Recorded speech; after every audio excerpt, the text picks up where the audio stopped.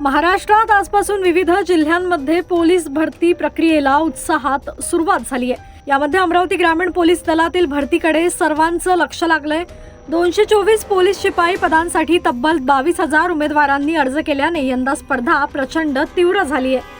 अमरावतीतील जोग मैदानावर 11 फेब्रुवारीपासून पहाटे 6 वाजता शारीरिक आणि मैदानी चाचणी परीक्षेला सुरुवात करण्यात आली।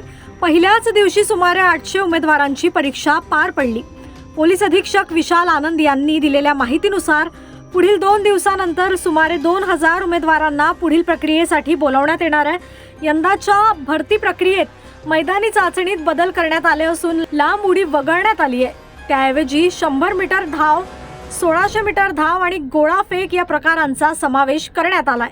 बाहेरगावाहून आलेल्या उमेदवारांची गैरसोय होऊ नये यासाठी राहण्याची विशेष व्यवस्था ग्रामीण पोलीस विभागाकडून करण्यात आली आहे। भरती प्रक्रिया पूर्णपणे पारदर्शक आणि सुरळीत पार पडावी यासाठी 300 पोलीस अधिकारी आणि कर्मचारी तैनात करण्यात आले आहेत। तसेच बायोमेट्रिक प्रणालीचा वापर यंदापासून करण्यात येत असून भरतीत कोणताही गैरप्रकार होऊ नयेत यासाठी विशेष जबाबदारी घेतली जाते।